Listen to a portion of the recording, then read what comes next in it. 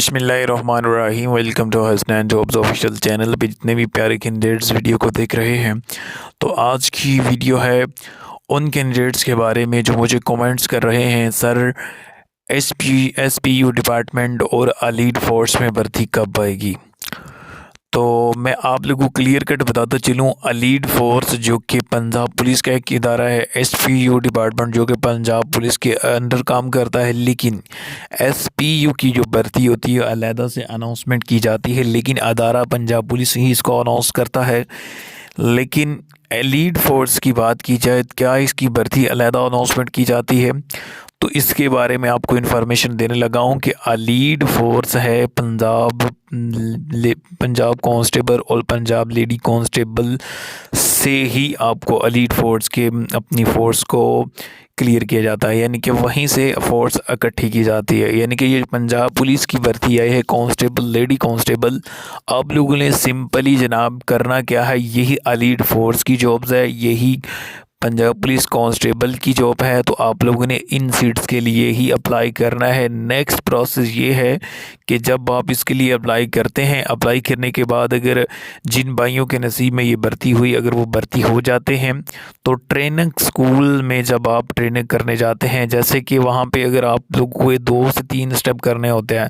अगर आप simple training करते हैं तो उसमें आप सिंपली कांस्टेबल आपको भर्ती करते हैं तो आप वो बैच क्लियर करेंगे, लेकिन वहीं से अगर आप कमांडो फोर्स करना चाहते हैं तो कमांडो फोर्स में एलीड फोर्स भी आती है।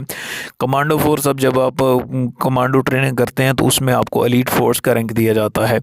तो जो कमांडो फोर्स में जाएंगे तो उसको एलीड फोर्स का रैंक दिया जाएगा। और उसमें कुछ लोग ये भी हैं, कुछ लोग खुद कहते हैं कि हमने एलीड फोर्स में जाना है, उसके फॉर्म जमा होते हैं, फिर उनको उस तरह की ट्रेनिंग दी जाती है तो उनको फिर उस रैंक में चेंज किया जाता है। तो अलीड फोर्स की भर्ती यही है जो भर्ती 8 जनवरी को अनाउंसमेंट की गई थी पंजाब पुलिस की। तो करना क्या है, आपने सिंपली उसमें अप्लाई कर लेना है। अप्लाई करने के बाद जब आप ट्रेनिंग स्कूल में जाएंगे तो वहाँ पे जाके आप लोगों को वो ये तमाम चीज़ें बताएंगे कि आपने किस डिपार्टमेंट में जाना है, या आप खुद अगर आप करना चाहते हैं कि आप एलीड फोर्स में जाना चाहते हैं तो वहाँ पे आप बताएंगे सर हमने एलीड फोर्स में जाना है और हमने कमांडो फोर्स करनी है। वो बाकायदा से आप लोगों को वहाँ से पूछते हैं कि जिन जवानों ने जिनकी हाइट अच्छी है तो वो उनको निकालते हैं बाहर कि आप आ जाएँ, आपको कमांडो ट्रेनिंग देते हैं और हम आपको एलीड फोर्स में सेलेक्ट कर रहे हैं स्पेशल ब्रांच में। तो जनाब इसमें अप्लाई आपने क्या करना है, अपने पंजाब पुलिस की ऑफिशियल वेबसाइट पर जाना है। तो 25 तारीख इसकी लास्ट डेट है, लेकिन सबमिट जो आपका फॉर्म होगा वो 11 जनवरी से आपका पुलिस लाइन सेंटर पे आपका अप्लाई होगा। आपने 11 जनवरी को आपने इससे पहले फॉर्म तो आ गया, आपने फॉर्म डाउनलोड कर लेना है, फिल करके रख लेना। तो 11 जनवरी को आपने अपने इज़ला के पुलिस लाइन सेंटर पे जाना है, तो वहाँ पे जाके आपने डॉक्यूमेंट सबमिट करवाने हैं। तो आप लोगों को बताता हूँ इसकी फ़ीस चार्जेस कितनी हैं, ये तमाम चीज़ें आप लोगों के साथ मैं करता हूँ शेयर। इसकी चार्जेस फ़ीस कितनी है, तमाम चीज़ें मैं आप लोगों के साथ बर वक्त शेयर करने लगा हो। तो इसकी चार्जेस फ़ीस की बात की जाए तो इसकी 200 रुपया वो अलग चार्जेस फ़ीस होगी, जो आप लोगों ने पुलिस लाइन सेंटर पे जाके जब डॉक्यूमेंट जमा करवाने हैं तो वहाँ पे जाके अपना जमा करवाने हैं 200 रुपया। तो बात की जाए इसमें उम्र की तो डेरा गाजी खान के लिए है डेरा गाजी खान, और राजनपुर के लिए है जनाब 18 से 25 साल, और पंजाब के ज़्यादातर इस्लाम में 18 से 22 साल ही एज रखी गई है। तो मेल की बात की जाए तो कम से कम 5 फुट 2 इंच, ये फीमेल्स बार बार पूछती हैं हाइट कितनी है, तो 5 फुट 2 इंच की हाइट रखी गई है। बॉयज़ के लिए कम से कम 5 फुट 7 इंच रखी गई है।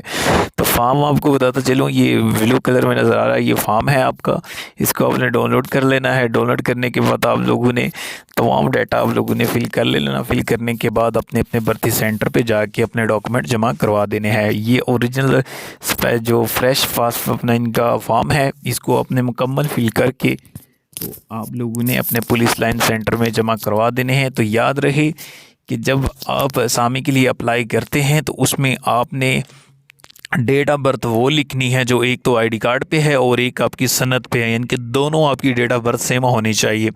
आजकल होता क्या है कि लोग आईडी कार्ड पे उम्र कम करवा लेते हैं लेकिन सनद पे उनकी उम्र ज़्यादा होती है, जिसकी वजह से उनके फॉर्म रिजेक्ट हो जाते हैं।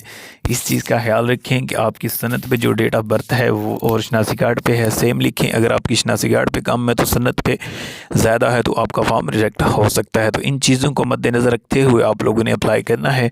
तो मुकम्मल चीज़ें आप लोगों ने अप्लाई करने के बाद जब आप पुलिस लाइन सेंटर पे जाएंगे तो वहाँ पे जाके आप लोगों ने ये ख्याल करना है, अप्लाई के बाद आप लोगों ने वहाँ से अपनी रसीद लाजमी लेके आनी है। अपनी फॉर्म फिल करने के बाद जो आप रसीद लेते हैं तो उसका ये आप लोगों को फ़ायदा है कि आपने फॉर्म सबमिट करवा दिए हैं।